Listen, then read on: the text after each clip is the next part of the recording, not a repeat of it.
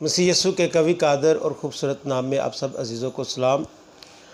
अज़ीज़ों, इन दिनों में जब कोरोना वायरस की वजह से हर शख्स परेशान है, तो इसी असना में बहुत सारे लोगों के पास मुख्तलिफ़ किस्म के सवालात हैं और मुख्तलिफ़ किस्म के जवाबात हैं। कोई इस वबा को खुदा की अदालत कहता है, तो कोई इसे खुदा का गज़ब या खुदा का कहर कह रहा है। तो जब मैं मुख्तलिफ़ लोगों की आरा को सुन रहा था, तो मेरे दिल में आया कि मैं अपने नाज़रीन तक और आप तक, जो खुदा की कलीसिया के लोग हैं, इस बात को पहुंचाऊं कि असल में खुदा की अदालत और खुदा का गज़ब ये दोनों अलग अलग चीज़ें हैं।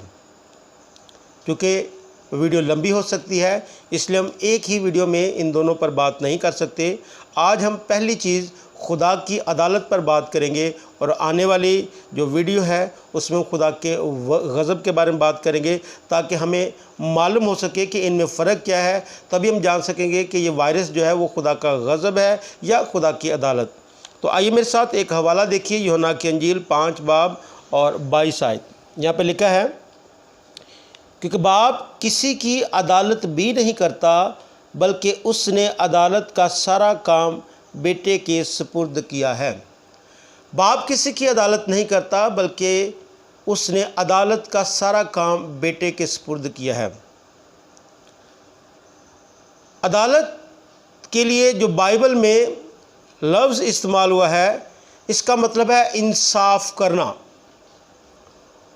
और जो लफ्ज़ इंसाफ है, ये लफ्ज़ निस्फ से निकला है, यानी किसी भी चीज़ को बराबर करना, किसी भी चीज़ की बराबरी। तो इससे मुराद इंसाफ है। इसका मतलब कि खुदा की नज़र में कोई भी छोटा या बड़ा नहीं है। जब वो तमाम लोगों को उनके अमाल के मुताबिक, उनके कामों के मुताबिक बराबर अजर देता है, तो इसका मतलब कि वो इंसाफ करता है। इसकी मिसाल हमें इसराइल में मिलती है कि जब इसराइल बियाबान में थे, तो खुदा ने आसमान से उनके खाने के लिए मन बरसाया।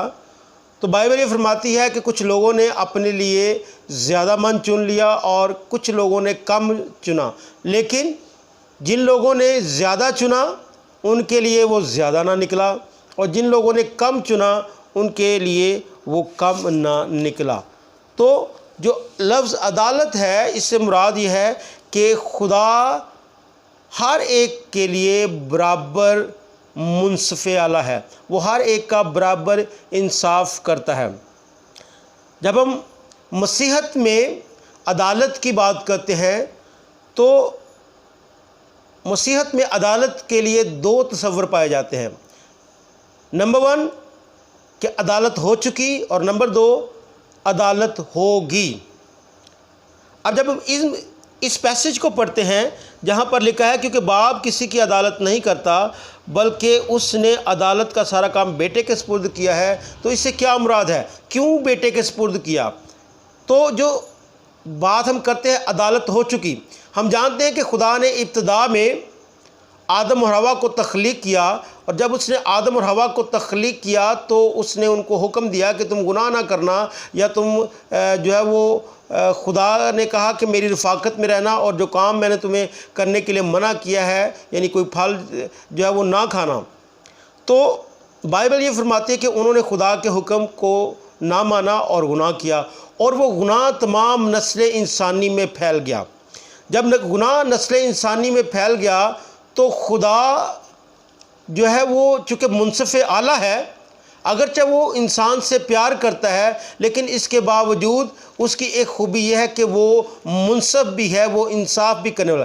तो इंसाफ ये था कि वो बाग़े अदन से निकाल दिया गया, और बाइबल ये फरमाती है कि गुनाह की मज़दूरी मौत है, लेकिन मोहब्बत की खूबी यह है कि वो अपना आप भी अपने मोहब्बत करने वालों के लिए कुर्बान कर देती है। अब अदालत जो है उसकी डिमांड ये थी कि गुनाह की जब मज़दूरी मौत है, तो इस गुनाह का कुफारा दिया जाए। तो मोहब्बत जो है वो मुजस्सम हुई, यानी खुदा जिसके बारे में हम कहते हैं कि खुदा मोहब्बत है, वो मुजस्सम होकर यीशु मसीह की सूरत में ज़मीन पर आया और जिस्म इख्तियार करके उसने गुनाह की अदालत जो है वो अपने ऊपर ली। यानी वो अदालत जो इंसान के लिए मुकर्रर की गई थी, उसका कुफारा उसने अपने लहू से दिया। सो गोया पहली चीज़ कि गुनाह की अदालत जो है वो हो गई है। अब हमारे ऊपर जो मुरुसी गुनाह है या जो हमारे बाप दादा का गुनाह है, अगर हम यीशु मसीह में हैं तो वो हम पर नहीं है। अदालत में हम पर वो जुर्म साबित नहीं हो सकता, क्योंकि उसका कुफारा यीशु मसीह ने दिया है। अब दूसरा जो कॉन्सेप्ट है कि अदालत होगी, वो क्यों होगी? क्योंकि गुनाह का कुफारा तो यीशु मसीह ने बेटे की सूरत में आकर दे दिया, लेकिन अब जो अदालत होगी वो गुनाह की वजह से नहीं होगी, बल्कि अब जो अदालत होगी, पहली बात कि जो अदालत होगी वो इस वजह से होगी क्योंकि यीशु मसीह ने अपनी ज़ात में गुनाह का कफ़ारा देके पूरी नस्ल इंसानी को मोल ख़रीदा है। सो जो भी शख्स यीशु मसीह पर ईमान लाता है उस पर अदालत नहीं होगी। लेकिन यीशु मसीह ने जब गुनाह का कुफारा दे दिया तो इसके बावजूद भी जो लोग यीशु मसीह के इस कुफारे पर ईमान नहीं रखते, यीशु के इस निजात बख्श मंसूबा का हिस्सा नहीं बनते, पहली चीज़ गुनाह की मजदूरी मौत है। तो यीशु मसीह ने वो मौत अपने ऊपर ले ली है। इसलिए अब अदालत उन लोगों की होगी जो ज़िंदगी में नहीं आए। वो लोग जिन्होंने यीशु मसीह को कबूल नहीं किया, दूसरी अदालत जो है उन पर होगी। और दूसरी चीज़ कि अदालत किन लोगों की होगी? उन लोगों की होगी जो इंसानों के साथ रवैया दुरुस्त नहीं रखते। बाइबल में लिखा है कि जब यीशु मसीह अपने जलाल की हालत में आएगा, अपने तख्त पर बैठेगा, तो वो कहेगा कि अपने दाएं हाथ वालों से कहेगा कि ऐ मेरे बाप के मुबारक लोगों, आओ खुदा की उस बादशाहत को जो तुम्हारे लिए बनाए आलम से पेशतर तैयार है, उसको मिरास में लो। तो लोग क्वेश्चन करेंगे कि खुदावन कब हम तेरे किसी काम आए? तू कैद में था, मुसीबत में था, या तू भूखा था, प्यासा था, तो हमने तेरे लिए कुछ किया। तो यीशु मसीह से कहेगा कि अगर तुमने इन छोटों में से किसी एक के साथ किया तो मेरे साथ किया। और इसी तरह जो बाएं हाथ वाले हैं, जो बदकार हैं, वो भी खुदा से कहेंगे खुदावन हमने भी तेरे साथ कोई ऐसी बात नहीं की, हमने तो कोई ऐसा काम नहीं किया। तो यीशु मसीह से कहेगा कि जब तुमने इन छोटों में से किसी एक के साथ ना किया तो मेरे साथ भी नहीं किया।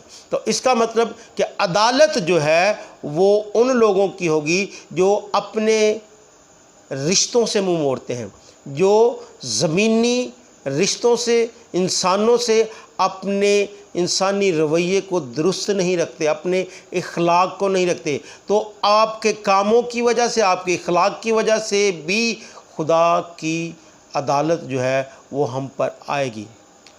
अब जो मसीहों में तस्वर है, अदालत होगी और हो चुकी। मौजूदा दौर में अदालत का कोई तस्वर नहीं है। तो जो लोग ये कहते हैं कि कोरोना वायरस खुदा की तरफ से अदालत है, तो मैं आपको बताना चाहता हूँ कि मौजूदा दौर में अदालत का तस्वर नहीं है। इसलिए याद रखें कि अदालत हो चुकी है और अदालत होगी। और ये अदालत जो है उसकी बुनियाद मैंने आपको बताई कि क्या होगी, और इस अदालत में होगा क्या। जब अदालत होगी तो उसमें क्या होगा? वो तमाम लोग जो यीशु मसीह में नए सिरे से पैदा हो चुके हैं वो खुदा की बादशाहत में आएंगे, और वो तमाम लोग जो मुसीबतों में और तमाम तरह के मसाइल में खुदा के साथ इत्तेहाद में रहे, खुदा के साथ पैवस्त रहे। बाइबल ये फरमाती है कि मुकाशफा की किताब में जो अजर हैं, जो इनामात हैं, वो ईमानदारों को दिए जाएंगे। लेकिन जो गैर ईमानदार हैं उनको कहेगा कि ए बदकारों मेरे सामने से दूर हो जाओ और उस हमेशा की आग में जो अबलीस और उसके फरिश्तों के लिए बनाई गई है उसमें चले जाओ। सो अदालत उन तमाम लोगों के लिए जो खुदा यीशु मसीह को कबूल नहीं करते, ये एक नहायत ही भयानक चीज़ होगी, भयानक वक्त होगा। सो मैं खुदा का खादम होते हुए आपसे इल्तमास करता हूँ कि इस बात को समझे, बाइबल के कॉन्सेप्ट को समझे कि अभी अदालत का वक्त नहीं आया, अभी खुदा तहम्मुल करके ठहरा हुआ है। इसलिए मेरे अज़ीज़ों, इस बात को याद रखें कि ये वक्त जो है वो खुदा के साथ पैवस्त होने का है। ये वक्त जो है खुदा के बेटे यीशु पर ईमान लाने का है। ये वक्त जो है अपने जैसे दूसरे भाई बहनों का मुसीबत के वक्त साथ देने का है, उनके साथ मिलकर खुदा की हम्द करने का है, अपने इंसानी रवैयों को दुरुस्त करने का है, अपने इखलाक को दुरुस्त करने का है, ताकि हम खुदा की हजूरी में उसके दाएं हाथ खड़े होने वालों में शामिल हो सकें। अगर हम अपने रवैयों को अपने जैसे दूसरे भाइयों के साथ नहीं दुरुस्त करते तो फिर हम बाएं हाथ वालों में हो सकते हैं। सो आइए हम अहद करें कि हम अपने रवैयों को अपनी बहनों के लिए, अपने भाइयों के लिए, अपने इंसानी रिश्तों के लिए बेहतर करेंगे और खुदा यीशु मसीह को हमेशा अपने शख्सी निजात दहिंदा के तौर पर जानते और मानते रहेंगे। खुदा आप सबको बरकत दे।